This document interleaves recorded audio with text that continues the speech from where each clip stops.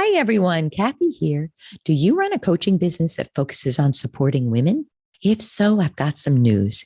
Right now, we're opening the enrollment of my coach training program called the Amazing Career Coach Certification, which is a 17-week hands-on training program that certifies female coaches in my proprietary 16-step career growth model, which is perfect for coaches who want a deeper dive into powerful, proven coaching frameworks, concepts, and skills that will help you become far more effective in working with women. And through the program, you'll get access to a powerful small business acceleration program called the Rapid Growth Academy, delivered by my friend and colleague, award-winning business growth expert, Matthew Pollard. Through Matthew's program, you'll be taught essential business and sales growth information that will help you grow your business success in the quickest way possible. In my view, there's nothing on the market like this for coaches because it targets the two critical aspects of success: how you support your clients to thrive, and just as importantly, how to grow your own business to the next level. For more information, visit certification.amazingcareerproject.com and check out the details. And don't miss the wonderful early bird bonuses, which expire March 12th, including $2,000 off the full price. The program starts March 22nd, and I'd love to work with you. See you there. There are a lot of gaps to be bridged. And the only way that starts is by getting yourself into a dynamic personally where you understand that you're part of the fabric. Be responsible for how you show up. That's where it starts. So when we walk into places where people are fighting so hard, but they're not showing up correctly in the fight, what's at stake for them? Yeah. What's at stake for them? What are they not sharing here that I don't know? Because I can tell you that when you know somebody's personal story, their lived backgrounds, you cannot deny them their humanity.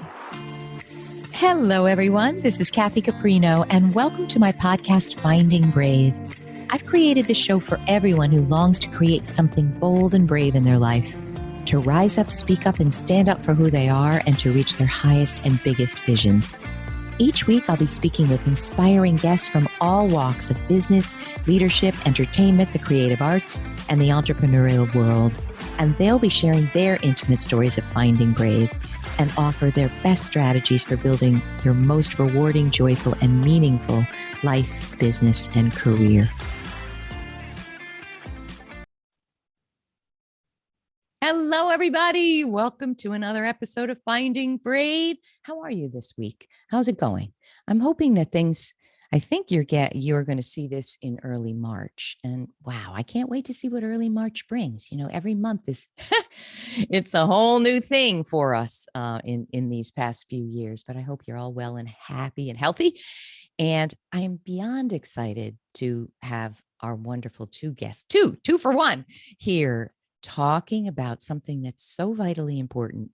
And what I find is so interesting is we're not really taught this information, which is how to bridge the gap, breakthrough communication tools to transform relationships. And we're talking about work relationships and personal and family relationships as well. But I just am thrilled to have Jennifer Edwards and Katie McCleary here. Thank you so much. And I know you're in the middle of a book launch and you're crashingly busy there in California. But thank you. Thank you for the work that you're doing. And can we just start there? First of all, I've got a million questions. How to keep this to 30 seconds? I can't. 30 seconds, impossible. 30 minutes, I can't. But your book and your work, and I'm going to read your bio so everyone can know the amazing work you're doing. But I would just love, before I read the bio, can you tell us what made you, this is your first book and your first book together, what a blessing. What made you say, this is the book we have to write of all the things you're doing? Can you? Yeah, absolutely. So Jennifer and I met about 4 years ago in 2018, and the nation was going through a lot of political turmoil, right? And we've seen that through the pandemic and stuff. And so when we met, I was going to write a book. She was going to write a book. We met in a women's leadership circle, and it was like two puzzle pieces coming together. Wow. So Jennifer is passionate about neuroscience and how it shows how you show up in your body and perform under pressure. Right. And I'm really passionate about your mind and your story and your limbic system and how you create your world, knowing how to maneuver through your story. You what? Say that again. No. So I'm really passionate about how you maneuver through your story so that you can author your own life. So when we were both doing coaching, and so when you intersect those two things together, you're really reaching that whole person, the mind, the brain, your body, your spirit. It's about how you show up to do great things. And it was under this backdrop of people kind of in cancel culture polarization. So how do we bridge that gap? How do we show up better to have great conversations so we can collaborate? What an important gift. And there are so many statistics and pieces of information you share. And one of them really struck me, that only a very small percentage of, well, you're going to correct me, of how people perceive you and your ability to reach someone is actually the words you say. Isn't that true? Kathy, I'm so glad you brought that up, because long before words leave our mouth, you are there.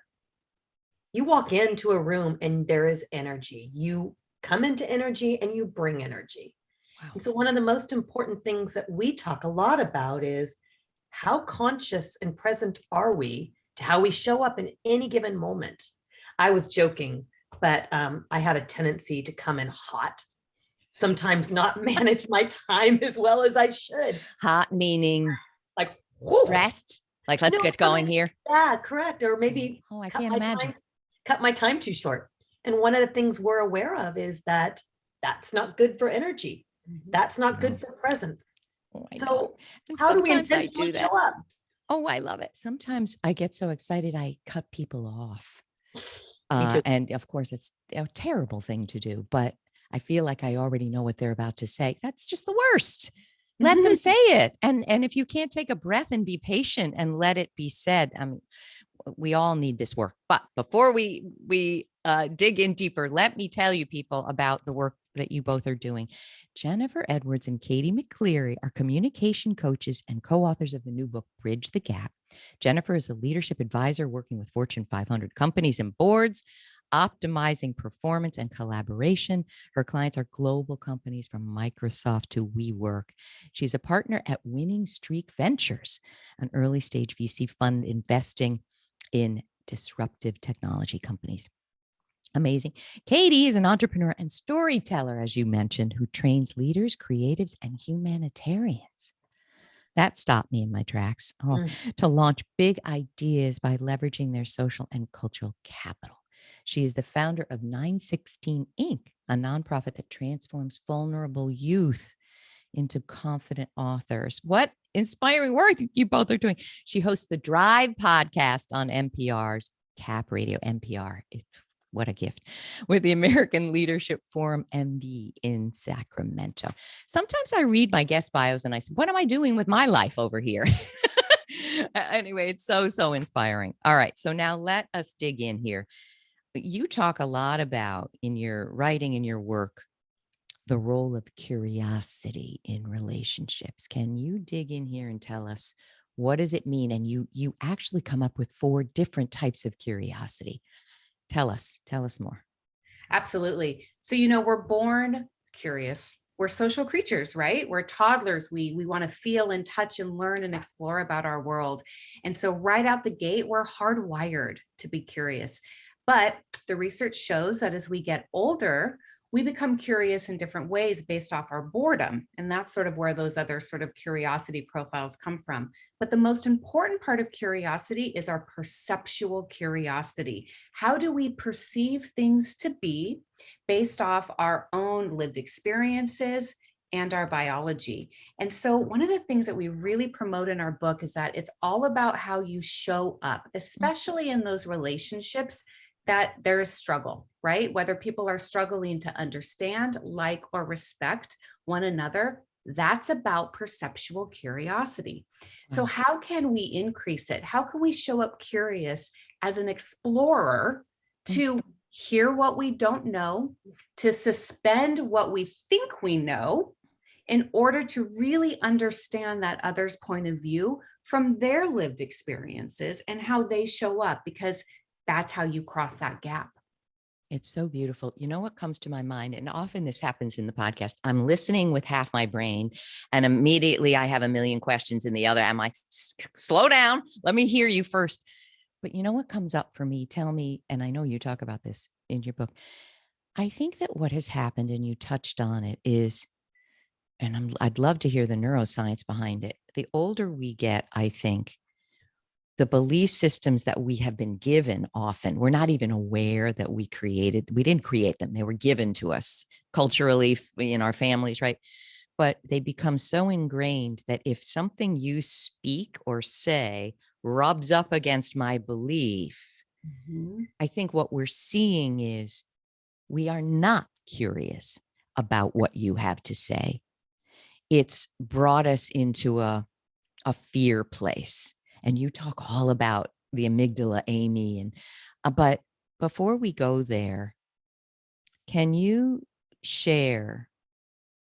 And I think this takes greater self-awareness. I always say, you are not your thoughts, but your thoughts will control you if you don't recognize you are not your thoughts. So it takes self-awareness. It takes commitment. This is not easy stuff. And unfortunately, we didn't learn it as children. Nobody learned it. Why didn't we learn this? But this is a lot of speaking to ask you, when you're hearing things that perturb your fears, like, oh no, she's on the other side of the, whatever. What do we do? What do we do to mitigate, calm that fear mind so we can even want to be curious? That is the best question, because it's exactly where we are in the world. How do we get curious about people who have such different preferences, perspectives? And how do we get curious when our body gets tight, reactive, frightened, maybe feeling vulnerable or shame, all those things? And Kathy, the one thing that we know that all of our work demonstrates is that you can operationalize curiosity as a tool to calm your body down by asking this question. Oh, when my body gets tight and I feel it, I feel it deep inside, I have to say to myself, hey, Jennifer, what is there to get curious about right now that you don't know? Hey, Jennifer, you're feeling threatened, but it's really not a life or death situation. How do you actually get curious about what you don't know right here? And that question interrupts the brain's automatic wiring to get it back to a place of curiosity where you can learn something new. And it's powerful. All right, I've got a real life example I'd love you to walk us through, okay? Please, absolutely. So we were talking earlier about what a blessing it is when you're in this sphere of being an author or a coach, and around you are very supportive, uplifting people. It's such a blessing, right? But every once in a while, we'll get something coming at us. And I bet you have dug into this, because in corporate life, we see a lot of it. As a former therapist, I saw a lot of narcissistic personality disorder. Yeah. And when you are on the receiving end of narcissism, the way you operate it's not going to work. It's not going to work.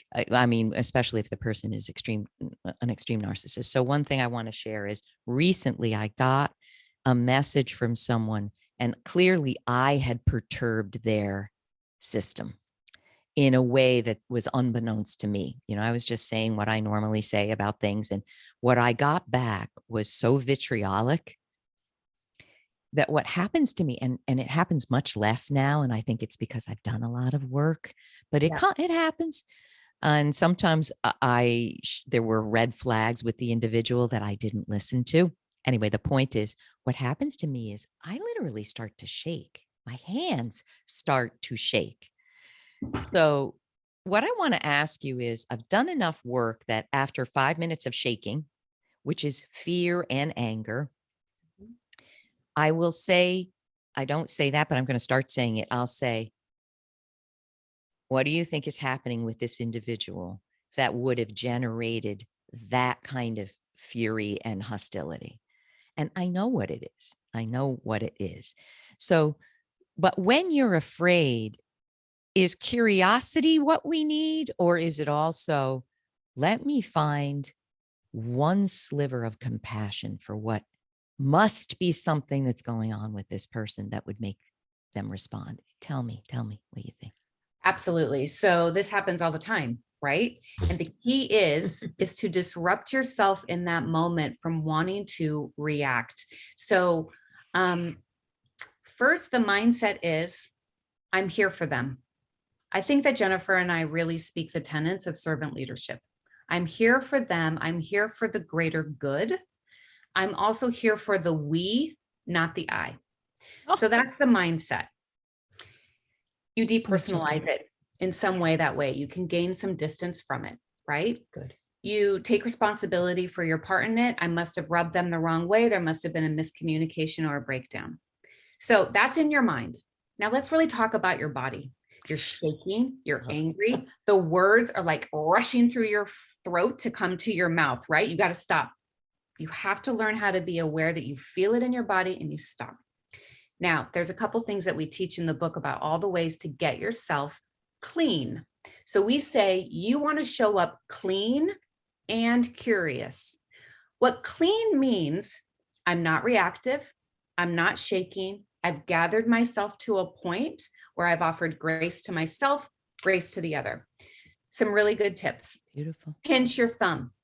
Mm-hmm. You can do it immediately. Try it right now. Try it right I'm now. doing it. Literally. Oh, Hold it's your calming hand. me down. When I speak The to heck? people, I hold my hands like this and I pinch my thumb if I'm super nervous. Your brain can do multiple things at once, right? But it is distracted by the pressure that you're putting there instead of the pressure you're going to feel everywhere else. That's one thing It to do. calms me down immediately. It really does. And you don't have to keep doing it. You just naturally think, okay, so you're cleaning yourself in that moment to show up better. Another thing that you can do is go and change your body temperature. Now, we all can't go get in an ice bath or a shower. We don't have time in our workday. You can go and wash your hands. What does that do? There's a ton of research about changing your body temperature in order to release anxiety, pressure, and stress. It knocks your system out in a different way. Creates a reset. Yep. And in these moments, what we're really looking to do is to reset our biology that's been triggered so that our prefrontal cortex, where logic, thought, language sit. Curiosity. Yeah. Curiosity and communication is in your prefrontal cortex. If that's hijacked, Whew. done. Oh my gosh, I love this. I got to ask you, I know you're not prepared for this question, but so I know you'll riff on it. All good. I was reading a book called Journey of Souls, nothing like what you're talking about here, but that souls have had many lives. Yep. And it was a case study of lots of people who had been hypnotized and regressed and talking about life between lives. And one of them says under hypnosis, the earth school is the most difficult school. And the hypnotist therapist says, why is that? And I will never forget this reading.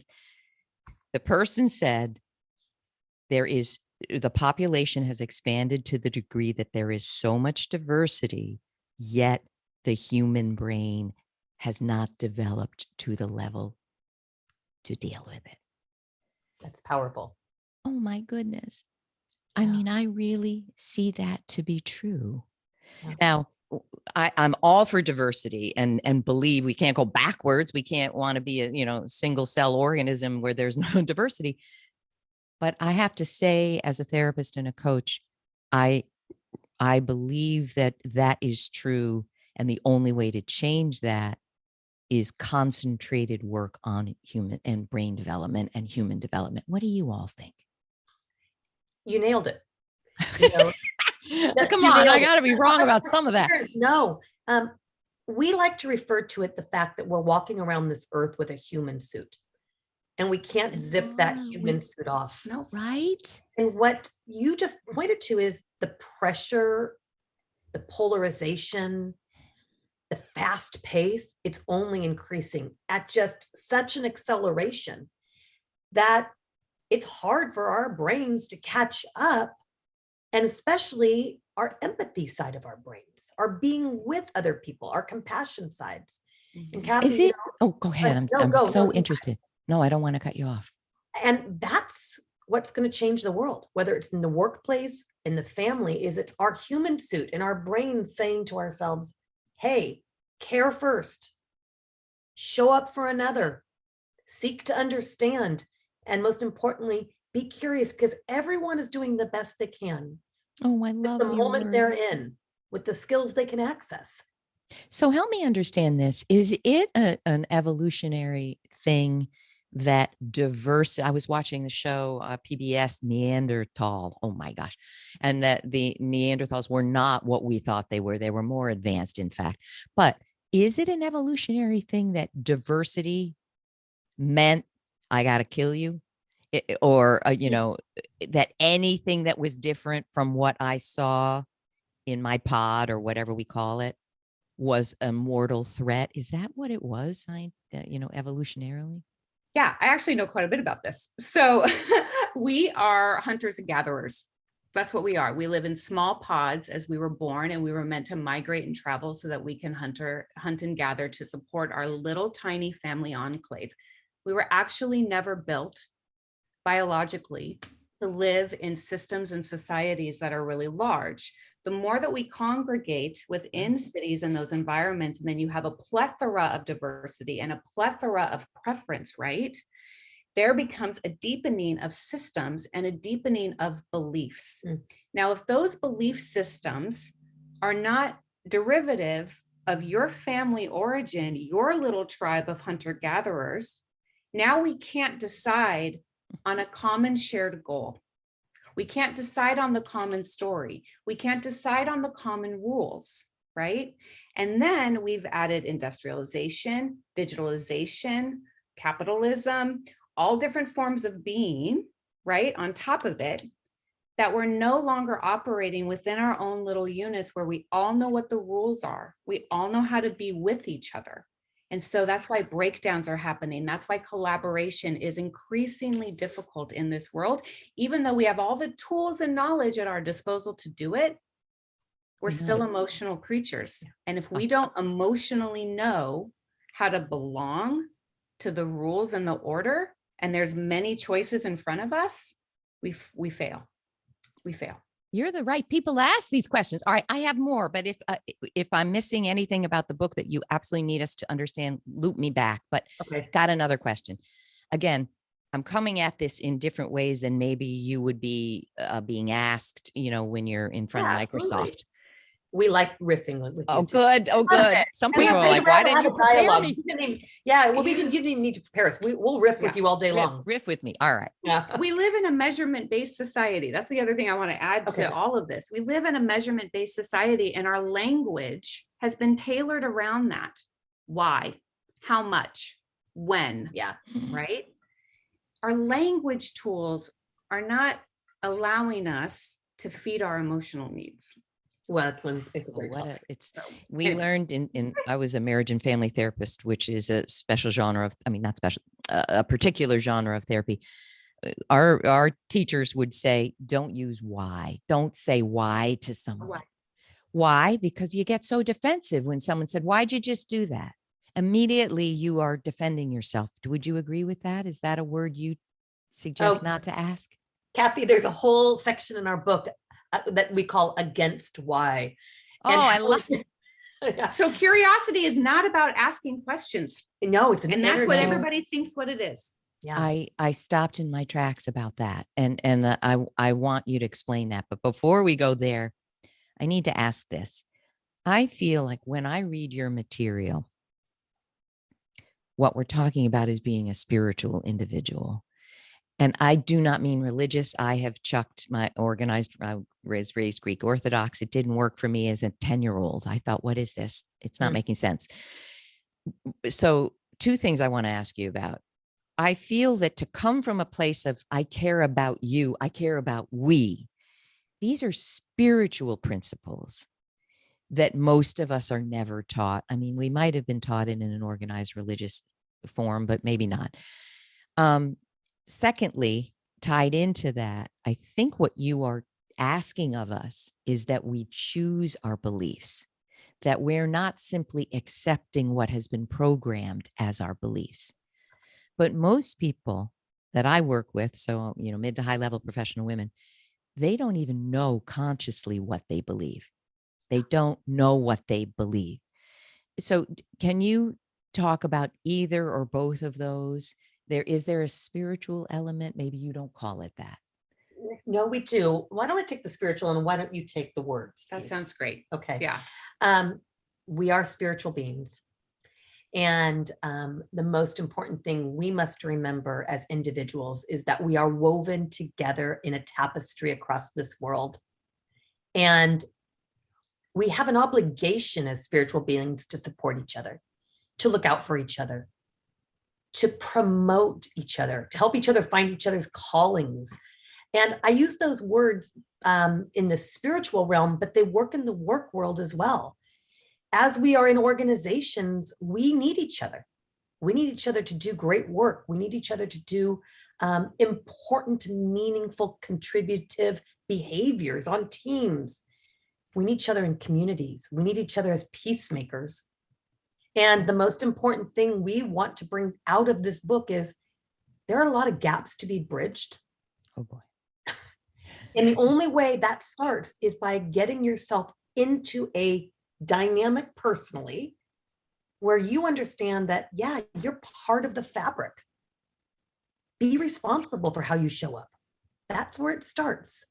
Can I ask a follow up and then, Katie, Yeah. I still want to hear your thoughts.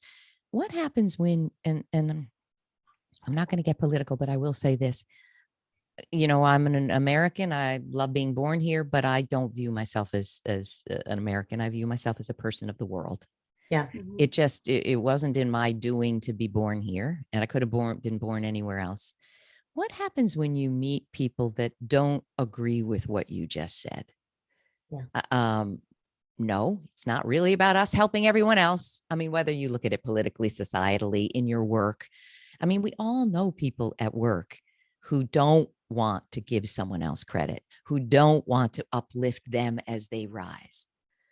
What do you do? What do you suggest when you're coaching a team that has individuals like that listen to this and go, what is this nonsense? Right. What do you do with that? You get curious. I hate to say it, but it's true. What are you curious about? What are you trying to understand? Just them? Everyone deep down inside is fighting for some value that they have and they hold tightly to. And if I have a chance when someone is in what we call resistance to my way of thinking or the approach we're bringing to the team, the most important thing I can do is sit with that individual and say, okay, interesting. Tell me about what you're thinking. Tell me where your perspective is. Tell me what you could see being different. And in that conversation, I guarantee I'll find more of a way to have the and as opposed to the but. Because one of the things Katie and I love to say is, but is kind of a poisonous word. I've tried to eradicate it. And boy, does it slip in. Hey, that was really great, your presentation, but. No, you just negated the whole darn thing. Yeah. Because words build worlds. And Katie, would you share that part? Yeah. And the belief part, words, belief, the whole thing. Wow. Yeah. What a masterclass I'm having. So I meet a lot of people that I struggle with, right? Because I have a particular way that I want our world to be and to grow. And I have such hope and enthusiasm and optimism for it. But that's actually not where I come from. So I come from the other side. I come from the side that you're talking about, Kathy. You mean your tribe, your family, your... Yep. And so that's a whole other story. Yeah. And I will say that in all my work with vulnerable youth and working with their families and trauma and parents who are just really crappy parents, nobody wants to not experience joy. Everybody is trying to be happy. Yes. So my job then is to understand, how did this person come to be? What is the pain of this person? It's what Jennifer said. What are they fighting for? What is that deep core belief?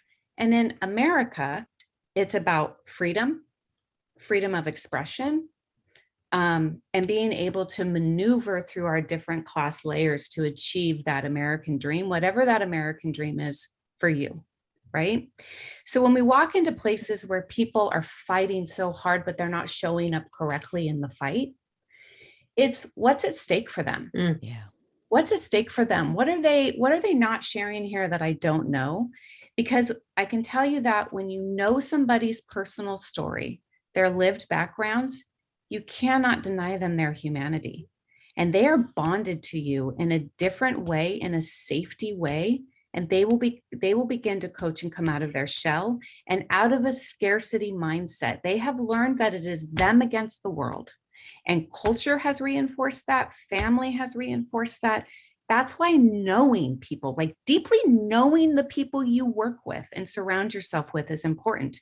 What is their story? Because I can tell you, when you begin to be transparent about that, you bring light and awareness to them, because often they're not conscious of how they're showing up, right? Do you meet anybody who says, I want to show up and destroy the world today?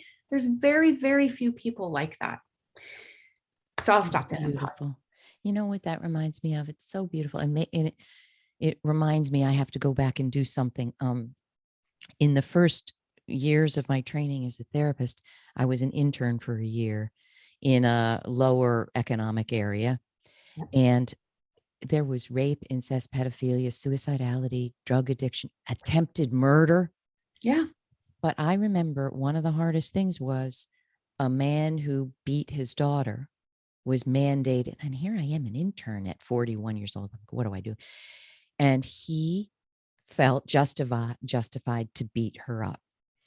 So I remember saying to my supervisor, what am I doing here? What am I, give me some framework. What am I, in no world do I live in that I think that this is, what do I do? And you know what she said? You have to find a way to love this individual. Yeah. You have to find something Yes. to love, and you mustn't judge, because your job is to help this person, and this person will not be helped if there's hate and judgment and ridicule, and that you are keeping yourself separate. It was the most incredible lesson of my entire life. And I think I was able at that time to do what you're saying. What would make him think he needed to beat her up? And he made it clear she didn't respect me and she doesn't listen to my words. Right. So I've got to go with that. And, he did shift. He didn't become a person that would never hit again. But I know what you're saying is true. I know what you're saying works, but it requires so much growth individually. And it requires time. And let's be honest, if we apply this to the world of work, do we have that much time at work? Are we given opportunities to really know people? How are we showing up at work, right? So one of the beautiful things in our book is we talk about the finger trap. Those really fun little cylindrical finger traps, that you put your fingers in, and then you try to pull your fingers out and they get stuck, right? Yeah. When you're in a relationship where you're struggling, you're in the finger trap with that other person. The only way to get out of the finger trap is one of you has to move closer. You have to choose to understand and know this person, and you do have to choose to love them. Jennifer and I work in prisons. We work in Folsom Prison. We work with men, and we help them rewrite their stories. And the redemption, the depth, the horror, right? Yeah. It doesn't excuse the crimes, but it's a new day, and we're all humans. And you begin meeting people's emotional needs, you get them out of the finger trap, and they will shift fast. Because all of us want to shift. All of us have that spark inside of us that wants to show up better than we are. We're just looking for a door to walk through. Let me ask you this, that there's a challenge here. I'm not sure everybody I meet wants to be better, but I do think they want to get out of the pain they're in. Yeah, I would agree. And often when it's not going well, there's a lot of pain. Would you agree? I would agree. And I would say that some people are very comfortable in their pain and are committed to it. Can we talk about that? You break it down about the 3 modes. I was like, wow, which one am I? And sadly, I'm the rescuer Tell Right. us these three modes, will you? And I forget how you label what category the three modes are. Well, it's a well-known tool in the world of both psychology and mental health, and it's called the trauma triangle. That's it. And what it really talks to is that as children, when we're raised in our own family dynamics, in our social circles, we're taught unconsciously to play one of three roles as a way to make meaning of our life, as a way to have an identity. And one of the three roles is three. The three roles are: you either play the role of a victim, a Wow. persecutor, or a rescuer. A persecutor. Yeah. And what's interesting is we're unconscious that we're playing these roles, but they start playing out in our dynamics with all the relationships we have. And we usually have one that we lean toward more naturally. So, for example, I tend to lean, when I am unconscious and unaware, more toward persecutor and rescuer. Katie? I am always leaning towards victim and rescuer, but I do this weird thing.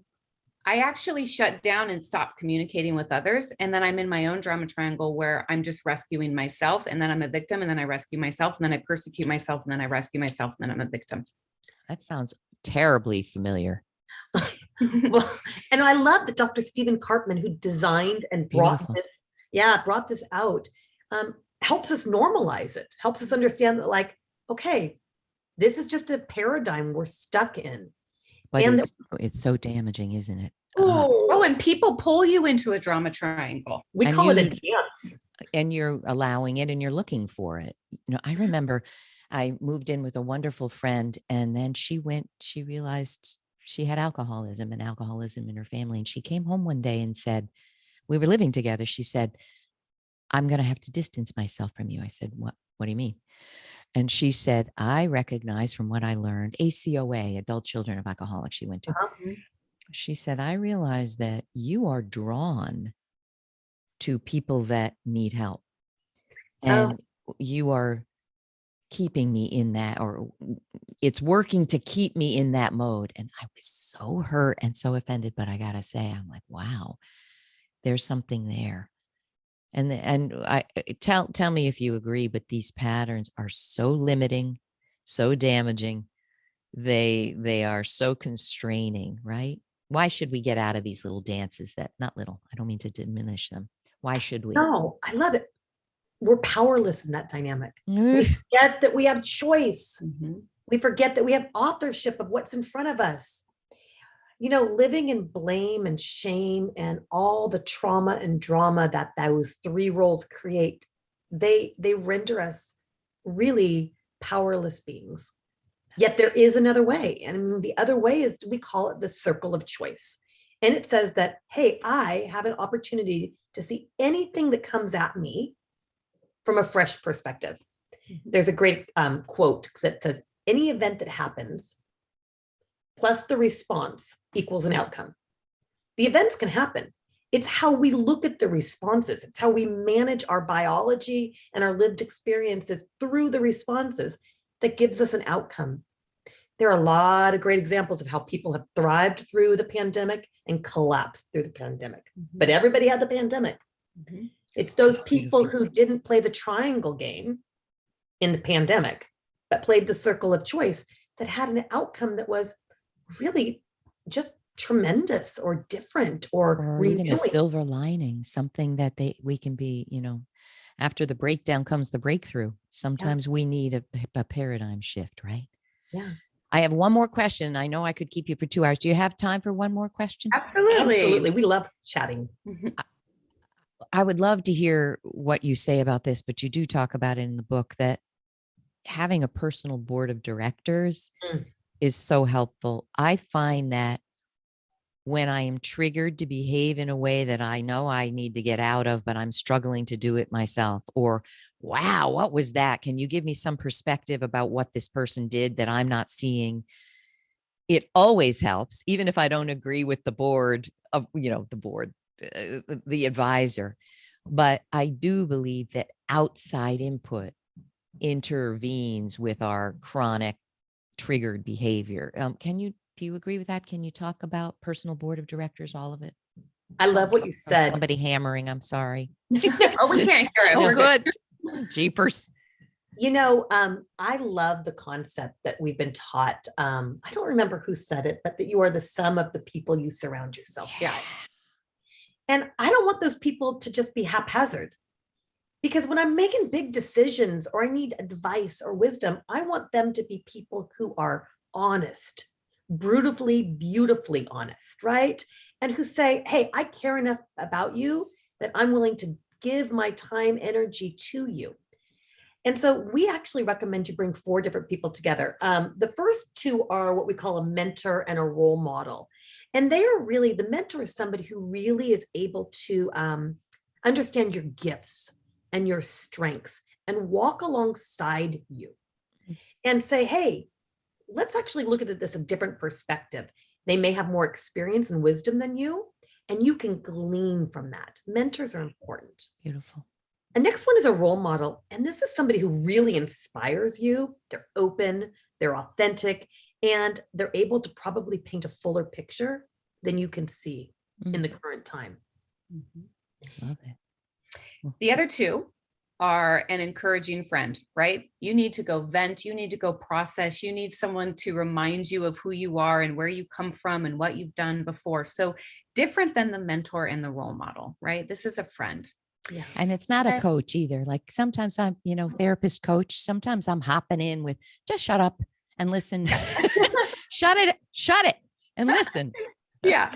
And then the last one that you do need is you need that coach. You need someone who will hold your feet to the fire and tell you what is up, right? And this should be actually someone I think that you're a little intimidated by. Choose someone in that board of director that intimidates you. Love it. Yeah. Love it. Sometimes, I teach some courses and almost invariably I'll say, so what's your emotion after this first class? And they'll say, I'm so excited, but I'm scared. And I know we're on to it. Yeah, that's great. Scared means we're stretching. Scared means you're taking me somewhere here, right? Mm-hmm. Yep. Absolutely. I love it. I love it. Any last words about bridging the gap? Something we didn't touch on that everybody needs to race to the book to read. The thing that everybody doesn't understand. Can you do that for me when you're standing there talking to, these illustrious leaders, managers, and they all think they know how to do this, but they're like, wow, I didn't know. What is it? If you're the leader, you're the channel. Your energy translates to everything. And in less than 1 second, it's 0.07 seconds, you make an impression. Your energy does the minute you enter a room, a conversation. What do they do? What should we do to make that energy beautiful? I think it starts with, before you get in, loosen your jaw. Mm-hmm. Relax that easy? It's pretty easy. It's pretty easy. Take a big, deep breath. Most importantly, listen. Yeah, I was going to say, listen. Listen. Listen and the word silent are the same word, or same letters. Yeah. Listen and the word silent share the same letters. Easy. Never thought of it. Yeah. You're the channel. How you show up matters. And anyone can be a leader in their relationships. I think that's the other really important thing to know about our book is that we didn't write it for leaders and managers. We wrote it for every single professional. And so there's tons of stories about colleagues that don't get along, people who don't get along with their bosses, people who they're just everyday real people. And somebody has to step up in that relationship to say, I'm bringing some transparency, some tools so that we can collaborate and communicate better together. And we give a whole bunch of ways to do that in the book. We call it wayfinding. So it's not just listening and showing up. What will you say then? How will you create impact? How will you wayfind your way to the future? How beautiful. What important work you're doing. And you embody it. I can see that. Do you think, if I can't let you go. One more question. Okay. I do a lot of interviewing and people at the end say, what a blast. We had fun. But part of it is smiling. I mean, it's simple. Like, I'm so happy to meet you and I mean it.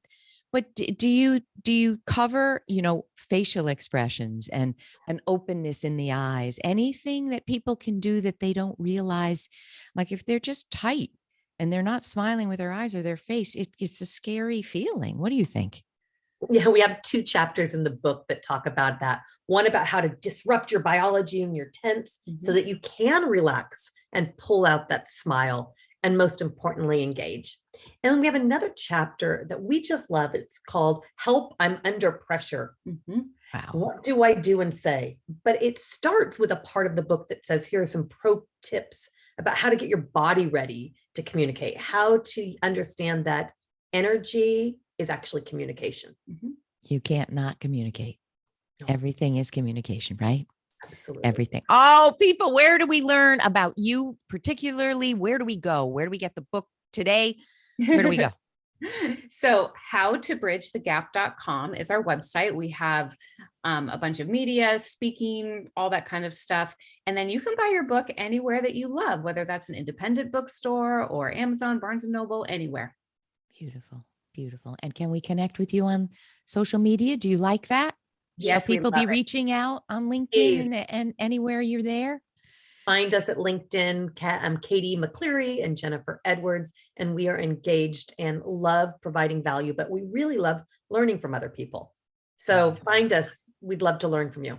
Wonderful. And people, wherever you see this, we always say this, but ask a question. I'm having a feeling, even though in your huge book launch, you'll stop and do what you can to answer or offer a tip or resource. I've learned so much, and so much is a reminder of things that I've forgotten because I'm, for instance, no longer doing therapy, and that requires such an intense presence intense presence with yourself. Thank you. Thank you for the work you're doing. Can't wait to have you back with your next book. Thank you so much, Kathy. Thank you for what you're doing phenomenal. in the world. You're Absolutely. phenomenal. Thank you, ladies. Thank you. All right, people. I hope you feel uplifted, and I hope it sparked something, a new learning that may be uncomfortable. Those are the best, I think. I hope, and we'd love to hear from you. So thank you for being here. We so appreciate it, and have a wonderful week. See you next time. Hello, Kathy here, and thank you so much for tuning into today's episode. I hope you loved it. One quick thing I'd love to share before you go is about my new digital training course, The Most Powerful You, which is the companion to my book, The Most Powerful You, 7 Bravery Boosting Paths to Career Bliss. I'm so thrilled that recently a division of the largest intergovernmental agency in the world sponsored several memberships to the Most Powerful You course for members of their staff. And what a powerful move that is in terms of bringing real-world effective training to both men and women to help them thrive in the workforce. Coaching so many people as I do each year, I see that leadership and career growth training programs today are so often not effective because they simply don't go deep enough to address what really holds us back from thriving, believing in ourselves, understanding our talents and abilities, communicating effectively, asking for what we need and deserve, networking to build a great support community, and making the impact we long to. So I'd love to make an ask of you, and that is to briefly take a look at what I'm teaching in the Most Powerful You course. And you can find that at mostpowerfulyou.com.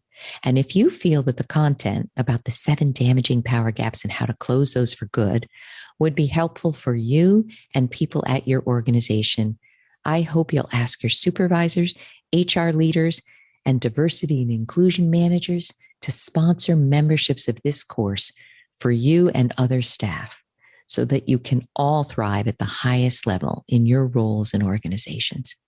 Thank you so much. And here's to you becoming the most powerful you. Thanks so much for joining us today. And please don't forget to check out findingbrave.org for more programs, resources, and tips. And tune in next time for your weekly dose of Finding Brave.